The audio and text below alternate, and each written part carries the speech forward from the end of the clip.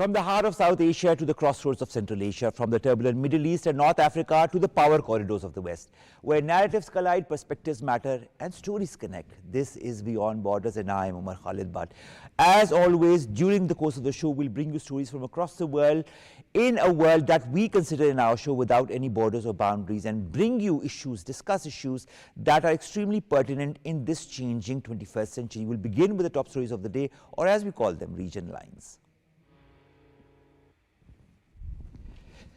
We start from South Asia, where Pakistan's Defence Minister Khaja Asif says that Islamabad is writing off the Afghan Taliban after years of goodwill brought no action against the TTP terrorists operating from the Afghan soil.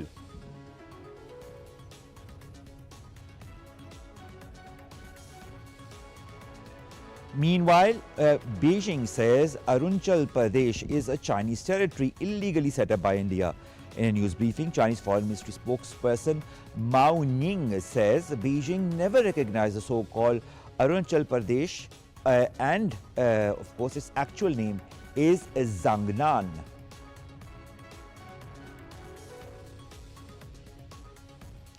Moving on to the West, where Ukraine says it supports the essence of a United States plan to end its war with Russia, as US President Donald Trump says progress is being made and dispatches Special Envoy Steve Witkoff to Russia for talks with President Vladimir Putin.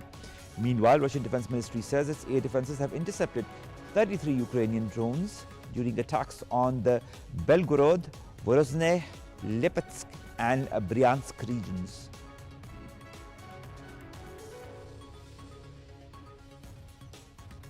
Also, Brazil's Supreme Court orders right-wing former President Jair Bolsonaro to begin serving his prison sentence of 27 years and 3 months for plotting a coup after he lost his last election.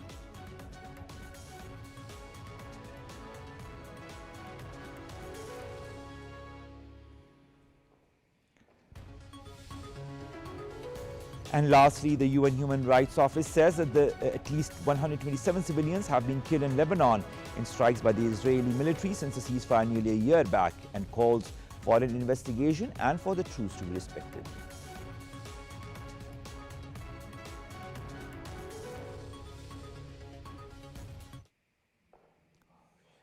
Now, Pakistan has finally drawn a firm line. Defence Minister Khaja Asif says that Islamabad is writing off the Afghan Taliban after years of goodwill brought no action against the TTP terrorists operating from the Afghan soil. Taliban claims of Pakistani airstrikes and, of course, what has been happening in the last few days reminds us that Kabul has never respected its relationship with Pakistan and has never understood what Pakistan has really wanted as far as a future of both the countries and peace in the region is concerned. Now, meanwhile, the investigation into the Islamabad suicide attack also confirms what Pakistan had long maintained, that the entire plot, training, planning and coordination came from Afghanistan, led by TTP commanders sheltering there. Pakistan has exhausted diplomacy. Blood and trade cannot go together. Until and unless Kabul stops harboring militants, ties and cooperation will remain frozen. Pakistan will safeguard its people and its sovereignty decisively and unapologetically. We will, of course, continue this very discussion and the different, interviews that have been given in the last few days and all that has been happening in the last few weeks from the Afghan side, and what Pakistan will be doing and should do, and how the other regional countries should also respond to the current, regional tensions between Pakistan and Afghanistan. We have been joined by Dr. AQAB Malik. He's a geostrategic expert right here with us in the studios. And we've also been joined by Brigadier Shahid Jagir Sahab. He's a defense analyst and he joins us online. Thank you very much, Brigadier Sahab. I see you. And of course, I hadn't seen you in a long time, so welcome back to our show. I'll begin with you, AQAB.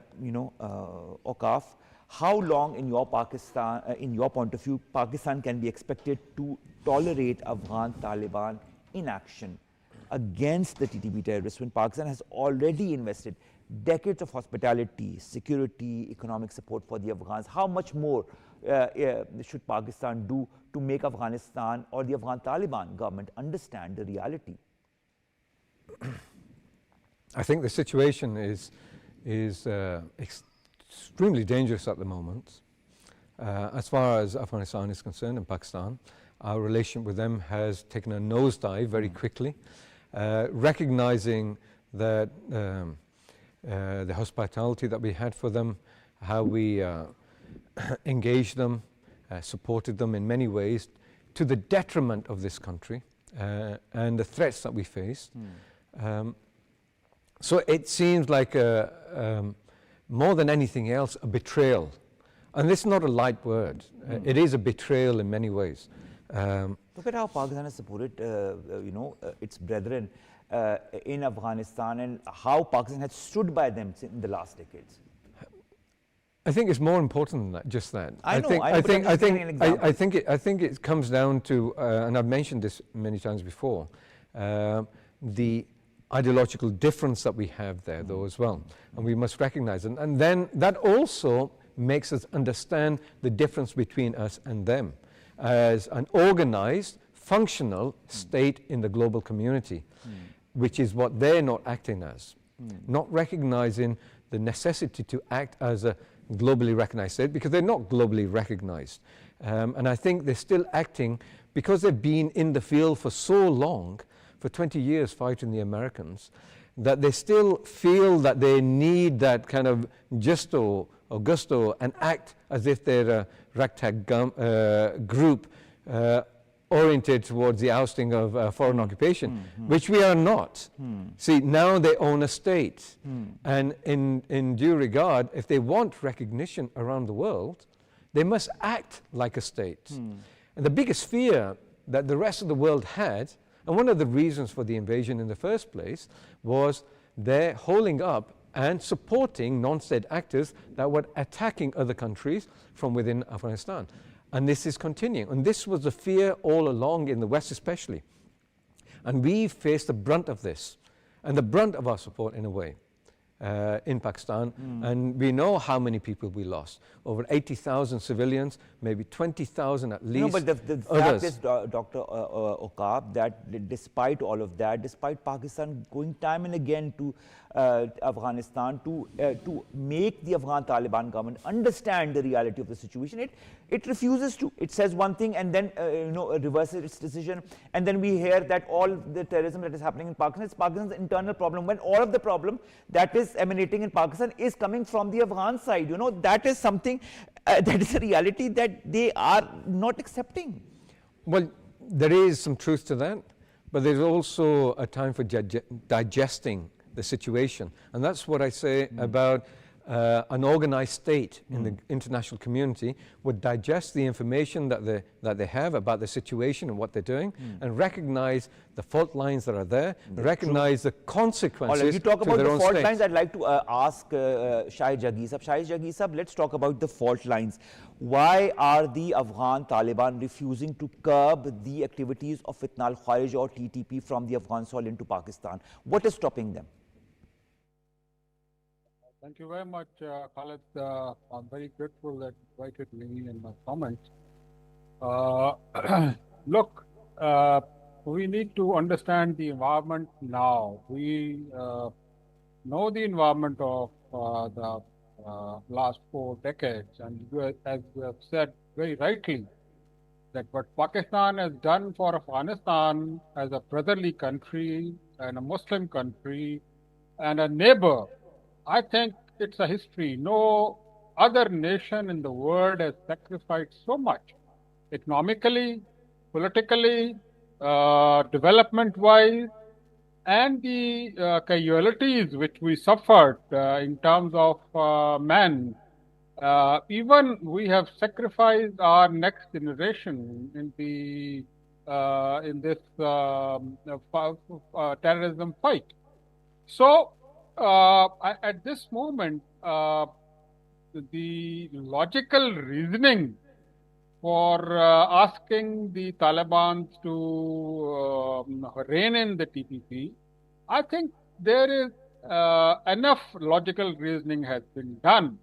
As Khwaja Asif, our defense minister, has said, that we asked just one point during the discussion with them, hosted by Qatar and Turkey, that rein in the TPP from creating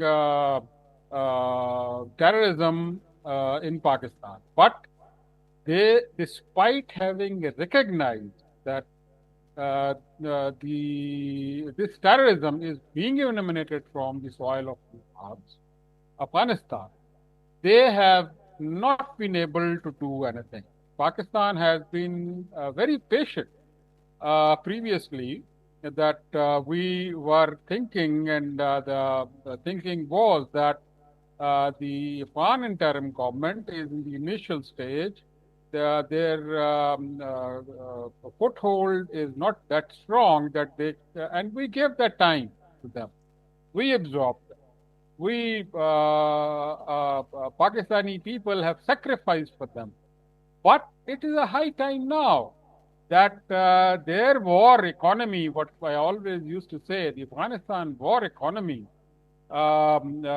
dependent on this TPP actions and other factions actions, is very detrimental to the security concerns of Pakistan. All right, Brigadier Sahab, I'd like to, before we move a little bit further, I'd like to also understand, given Pakistan's disciplined, military and strict code of conduct, how damaging are the Afghan Taliban's baseless allegations of airstrikes, and what motives, in your point of view, might lie behind all of these false claims that have also been debunked by our DG ISPR? Yes, the ISPR very rightly has said that the Afghans are now, Afghan Taliban are now allegating Pakistan on a baseless thing. The environment is very different now. Environment is different from 2014, when Pakistan was fighting a war for survival. There is a strategic shift because of the excellent work done by our armed forces, by our paramilitary forces, by our intelligence agencies, and all the law enforcement agencies, that previously we were fighting for the survival. But now it's a strategic shift that the TPP is fighting for the survival, for their survival. And Afghan interim government is trying to behave and act as an interlocutor when they say that we should talk to the people. Why should we talk to the people? We have talked enough. And the best mode of counter-terrorism is that you hit them back as severely as they do, so that when the pain and aggression and the fear which they impose on us, if we will not impose on them, they will not get stopped. Second important thing in this aspect is the Indian factor. The Indians have, the Taliban government has been embraced by Indian government, which is an arch enemy of Pakistan. And this is the right opportunity to fund, train, and launch them in Pakistan to create a law and order situation when Pakistan is taking off diplomatically. And the third important thing is that USA has left us $7 billion of small arms, night vision devices, and all the gadgetries needed for counter-terrorism when they were fighting as ISF force. So that is contributing, and America, USA has not done anything to either pressurize the Afghan Taliban to return that those gadgetries and weapons. You see, all the weapons which have been confiscated from these TPP attackers are Americans. Even the within night Pakistani vision territory as devices well, are a matter. Brigadier Jagir Saab, and that is very true. I understand your perspective that these weapons are being used, continue to be used against Pakistani interests, and that is of course a very important angle to it all. And the pressure needs to be put as far as at least the handing back of these weapons is concerned, but that will doesn't seem to be happening as we speak. AQAB, I'd like to understand, Brigadier Shahid Jagir Saab highlighted a little bit about the Indian role as well. I know you wanted to add something to the question that Brigadier Saab had said. I'd also take that, but I'd also would like your point of view on the whole Indian proxy angle in all of that, how India has been pushing Afghanistan through various means and various strategies to move against Pakistan, not the first time. And I'm sure this is a strategy that has been continuing in the last few years, but has been strengthened by this current interim government as well. What's your take on that, and what's your addition to what Shahid Jagir Saab had to say? Let me just respond quickly Okay. to this, so Go ahead. then we can continue with the main question here. I don't think just violence is the only option that we have. I think, yes, we need to use a stick, but we must have another approach as well with a carrot. That is, But haven't we talked enough with them? but it's not just talk. Physical inducing and trust is going to be different because difficult because of ideological constraints what we have, because of their affinity in ethnicity and clan structure and language and other things with How long will we TDP. talk? I mean, what should be the limit of The limit is the fact that we need to make sure our sanctions on them bite. Last week, the permanent representative from Denmark on the sanctions committee that looks Yes, she was very candid on she was very candid, indicated that TTP is contributing to attacks from the soil of Afghanistan. And this is research that's done by the United Nations, and it's absolutely credible. So at the end of the day, we have international support on this.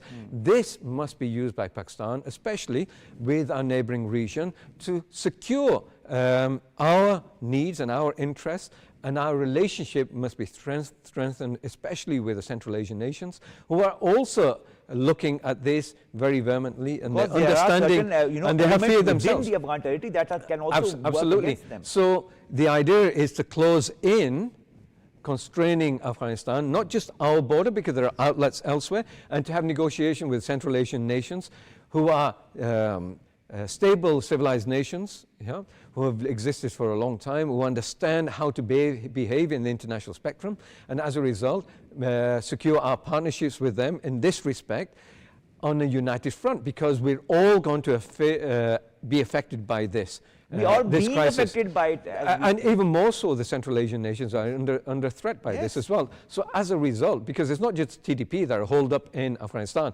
many other non-state actors that are detrimental on the international environment, especially towards Western countries. So pressure must be made to bear on Afghanistan that any economic future that they may think they have, and as he mentioned, the war economy, they can't continue to exist on a war economy, because they will need to be a civilized and strong state actor, not a non-state actor, and think about the ways they want to do that.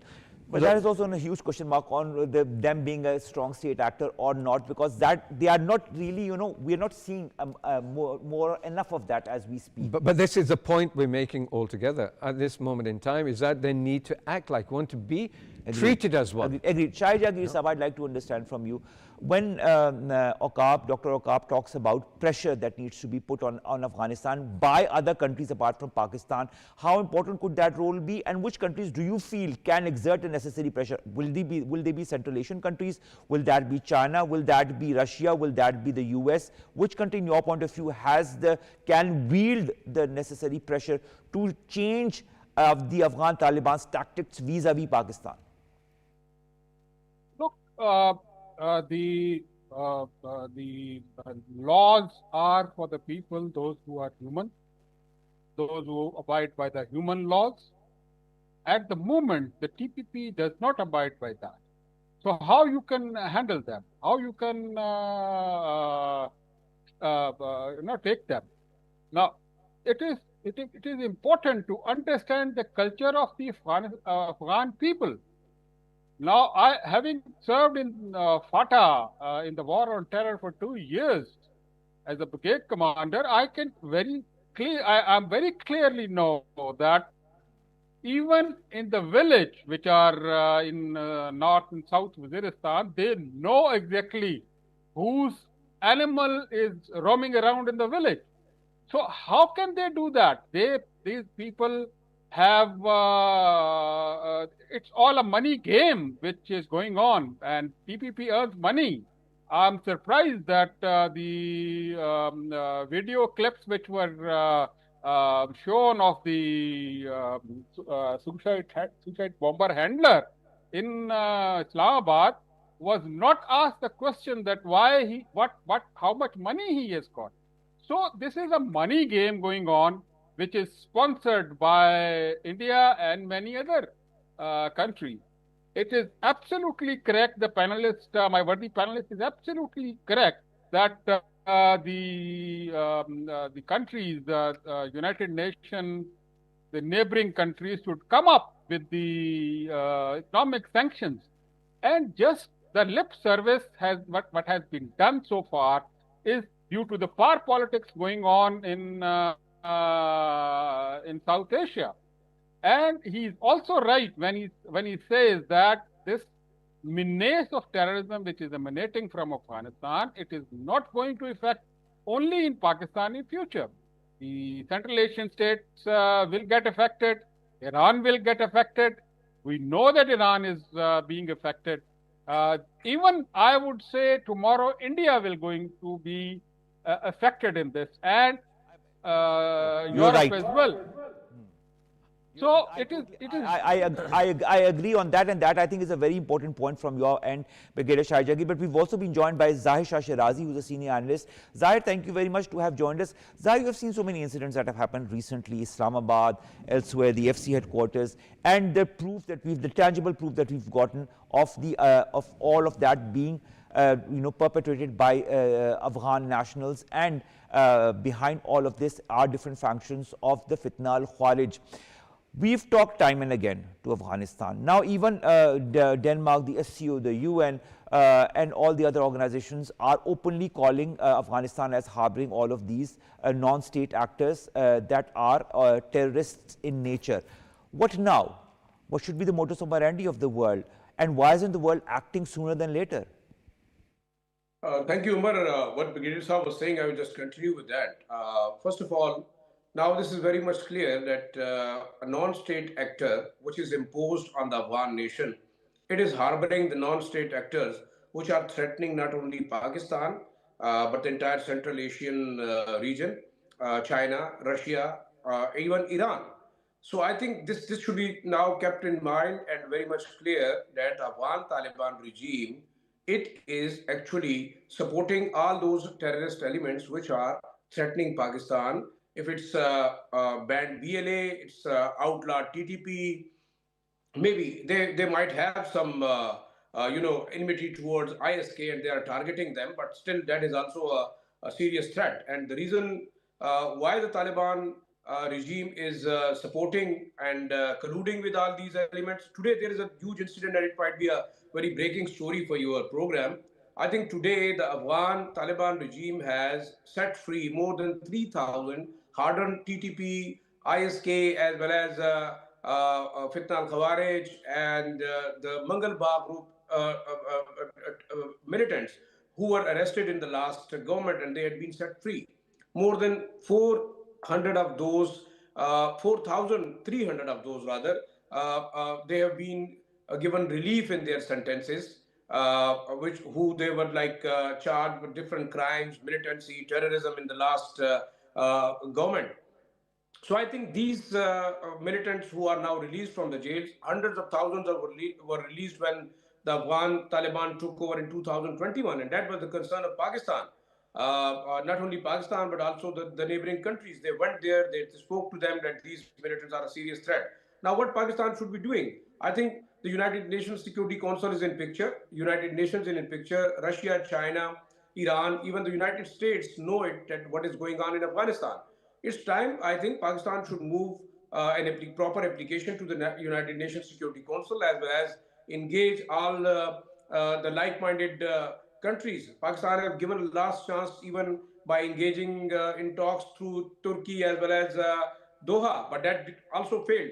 Today, we have the Iranian special security advisor in Islamabad. He had met the chief of army staff So I think now the meeting, I think we just got a press release, but the crux of that meeting is Pakistan and Iran have decided now to go into a joint war against, a joint battle against these militants. The second thing, Pakistan and Iran has now agreed to ensure regional security. And what does it mean? It means the regional security is threatened by the terrorist elements who are inside Afghanistan, supported by the Afghan Taliban regime. That is a very clear policy now. And what Khwaja Asif was saying, I think he was very certain that they could not expect anything good from Afghan Taliban. So we should be now very clear. Afghan Taliban regime is not supporting TTP or BLA. It is actually fighting and supporting their war. So I think we should be now very much clear. Our policymakers should realize that. I think the policymakers need to realize the reality of what the Afghan Taliban have shown us as far as their intention or lack of intention as far as, stopping such elements from entering Afghan soil. Because I will still remind our audience of the first time Amir Muttaqi, the interim foreign minister of this Afghan interim government, said in a statement, he said that Afghan soil will never be used against any neighboring country. That has never held true. That and so many other statements. That's so unfortunate. That's the least I can say. Let's move on to our next story, and that concerns China-India tensions over Zangnan, the area India calls Arunachal Pradesh, and once again in the spotlight after New Delhi protested a routine border check at Shanghai Pudong Airport. But this latest episode sits atop a century-old dispute that is rooted in the colonial era McMahon Line, which China has never recognized. Beijing's position has remained unwavering. Zangnan is historically, culturally, and administratively Chinese territory, and India's 1987 move to convert it into a state was an unlawful escalation from the 1962 conflict to India's repeated political visits and aggressive military buildup in the disputed region. Now, Arunachal Pradesh has remained one of the most sensitive flashpoints in China-India relations. Now, India is attempting again to politicize a standard immigration procedure, despite Chinese authorities confirming that no detention, coercion, or mistreatment occurred. This incident underscores a familiar pattern, India using minor events, as it has always been doing, to reinforce its unattainable desires, while China reiterates a consistent, legally grounded stance that is rooted in history, international norms, and sovereignty. We'll begin our first question with Brigadier Shahid Jagir. How does China's historical rejection of the colonial era McMahon Line underline India's entire claim over the so-called Arunachal Pradesh? In what ways does China's consistent reiteration of its territorial sovereignty highlight the weakness of India's argument on Arunachal Pradesh at both diplomatic and legal levels? Your take. About China, McMahon Line was drawn by the British Empire back in 1814 probably. And it was at that time that the Britishers were, all powerful, and the Tibetan area was not free at that time to decide about how to decide about their faith as an independent state. So China's claim over there that it's a part of China on Himachal Pradesh, which is part of the Tibet, is absolutely correct. However, India has always been looking at it as Akhand Bharat. India has never been united in the history as an Akhand Bharat. Even the flag on which they have printed the Ashok spoke, 36-spoke circle, that is of Ashok, which became Buddhist later on. And it is very detrimental that India has, and the present Indian government has, the dispute with all the neighboring countries, the land dispute with all the neighboring countries, including Pakistan, Nepal, and they have been seeing this expansionist design in their Hinduvata policy, which is very detrimental to the the region, and especially now when the world powers want to see the India as rival to China's economic power. They are now all bent to not only cut to size Pakistan, but also stand up against the ambitions of the China. All right. Brigadier Saab, thank you very much to have joined us and to have given us your ample point of view as far as different important issues concerning South Asia are concerned. And of course, we will continue to have your presence in our shows later in the weeks and the months as well. Thank you very much again, sir. Dr. AQAB, is India internationalizing a small border inspection in Shanghai for a larger picture as far as its illegal occupation of Arunachal Pradesh, which is in fact Zangnan, is concerned? Is there more to it than meets the eye? Of course, there's a lot more to it than meets the eye.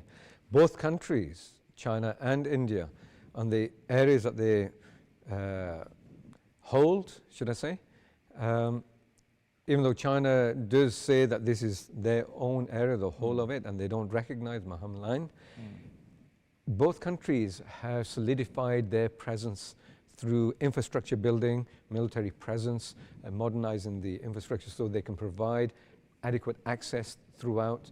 China, no doubt, sees it as part of its own country. And this incident in itself is a testament to what happens on borders everywhere around the world.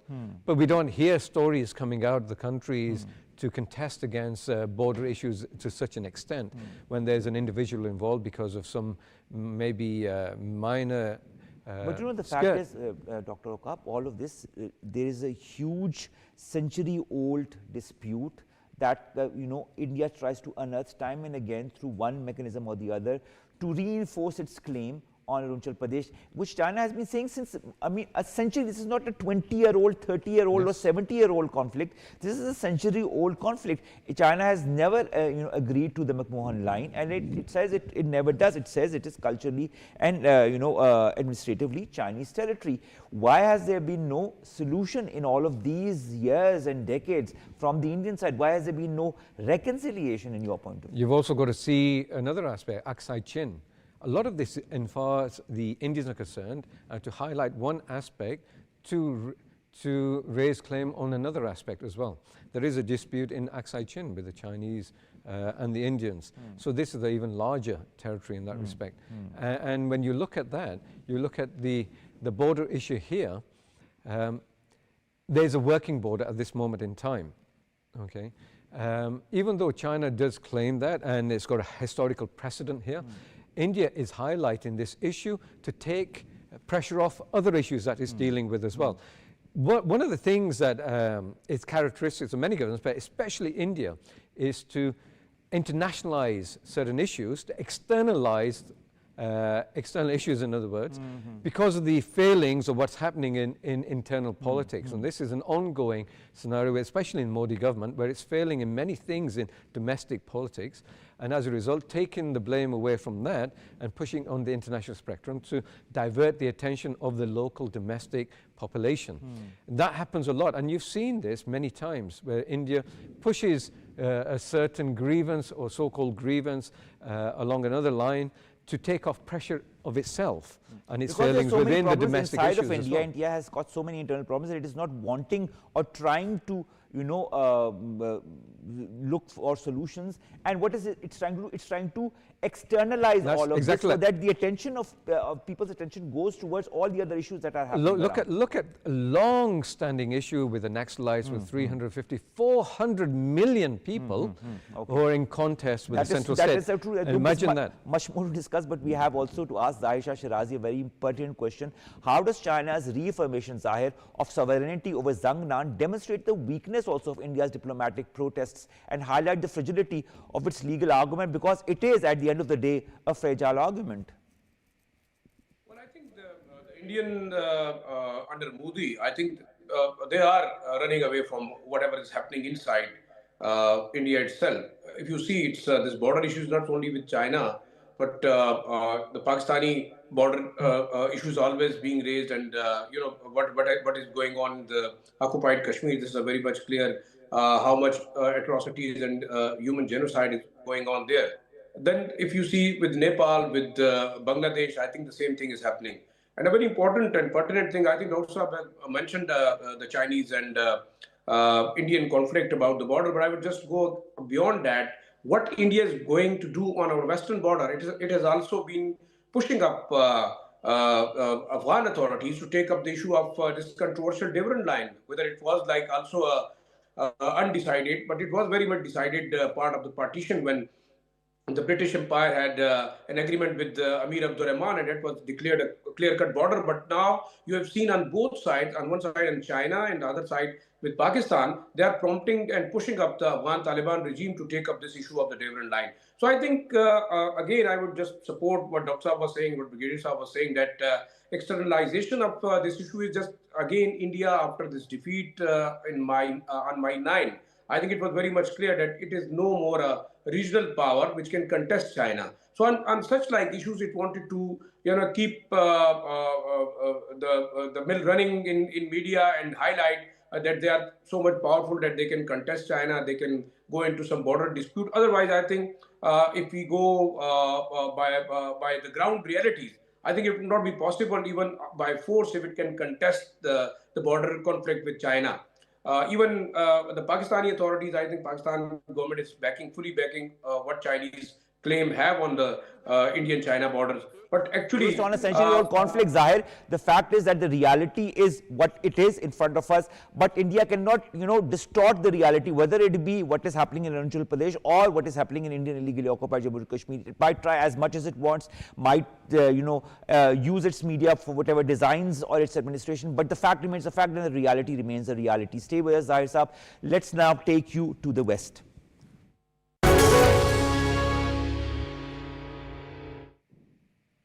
US President Donald Trump says only a few remaining points of disagreement stand between the parties to go forward as far as this agreement between Ukraine and Russia is concerned. He says there could be a meeting next week for direct talks with the Russian president. Trump has also signaled that he hopes to meet both Putin and President Volodymyr Zelensky once negotiations reach their final stage. This revised proposal is another, update of that 28-point proposal that Donald Trump had pushed forward a couple of days back, and this, of course, has removed certain points of contention from the Ukrainian side. The European Union still has a lot of reservations on that, specifically the French president, who said that very openly. But the question is, will this move forward, and how quickly will it? My first question goes to Dr. AQAB. Dr. AQAB, how significant is the decision to send U.S. envoy Steve Witkoff to Moscow? What does it indicate about the current fate of negotiations between Washington, between Moscow and Kiev, in your point of view? I think there's a perception that the U.S. is aligning with, Moscow. To some extent, as far as the Ukrainians are concerned, they're feeling left out in this. But let me see what the consequences of this might be, because there's quite a lot of division in Europe about this. There's several nations who are thinking about supporting the 28-point peace plan, whilst other nations are adamantly against it. It has been revised. This 28-point peace plan has been revised since. Okay, so. But the point of the matter is, where is the peace plan from? A lot of some of the countries are trying to find out exactly where the original peace plan was from, and I think it's more conjecture rather than looking at the actual content of the peace plan, because they want to make a blame claim on this maybe in the future. However, having said this, the two parties that are in contest at this moment in time, Russia and Ukraine, must be on board. There cannot be a peace plan without Ukraine being on board. They must be able to accept whatever peace negotiation there is, that they're part of this process. Without them being part of this process, there can never be a peace. True. No doubt. At the end of the day, when it They're all stakeholders in it. They are the major stakeholders. It's Ukrainian territory which is at stake here. And no doubt they've been fighting this war for a few years for maintaining their sovereignty to some extent. But there are other issues involved. Now, for a peace plan to work, Ukraine must be able to negotiate its own conditions as well, okay, and be accepting of whatever negotiated settlement there will be. Otherwise, there can never be a peace. It will be an unsustainable peace.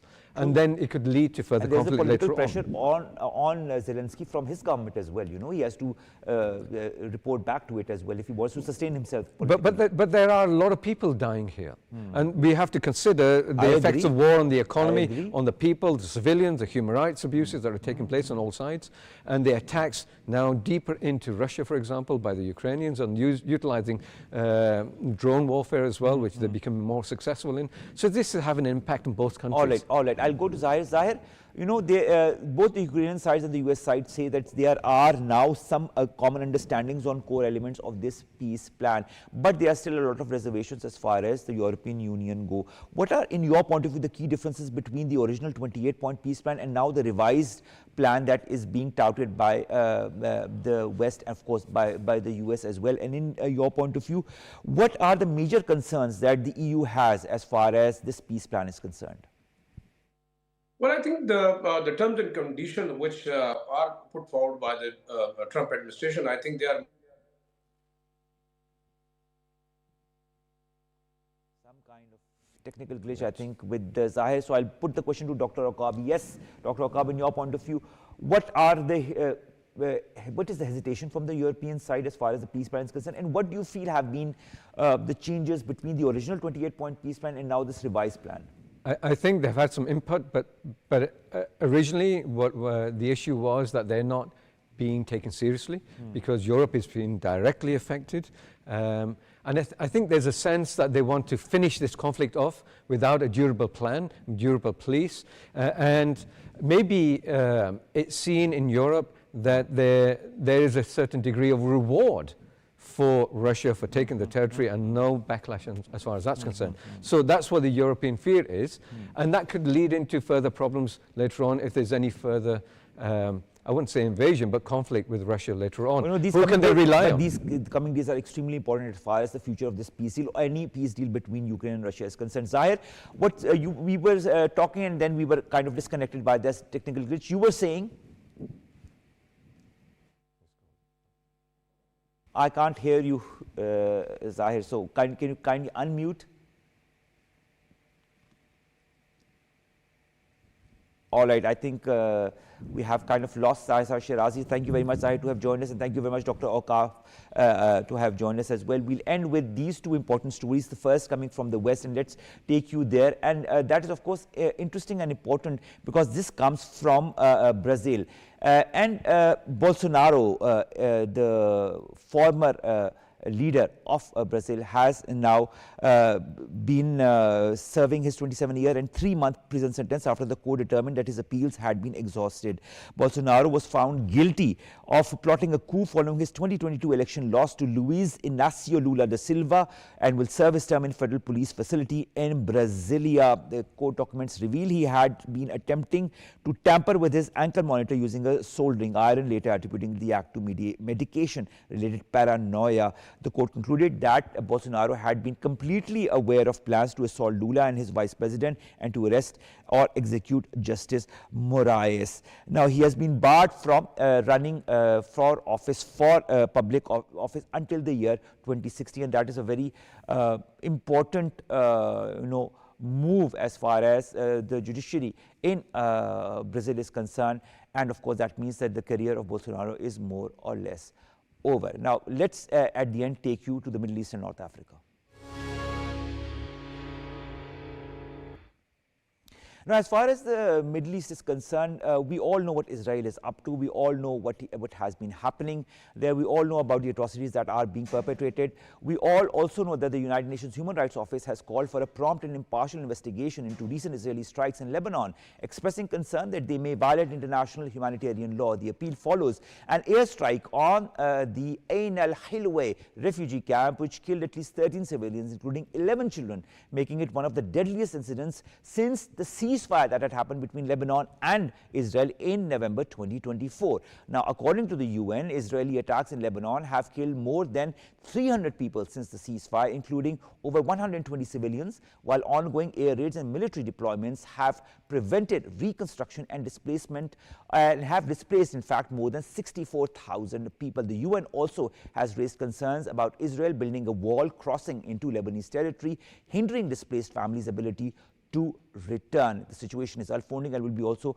bringing you more details as they come along. But it is a very complicated situation, let's put it that way, of what is happening in the Middle East, whether it be in Gaza or whether it be in Lebanon. With that, ladies and gentlemen, we come to an end of today's Beyond Borders. It has been an exciting journey tonight as well. We've brought you stories from across the world, and we continue to do so to highlight you about what is happening across the world, in a world, as I said in the beginning, that we consider without borders or boundaries, and stories that are extremely important in this changing 21st century. Stay tuned to more coming up right here on Pakistan TV. Allah Hafiz for now.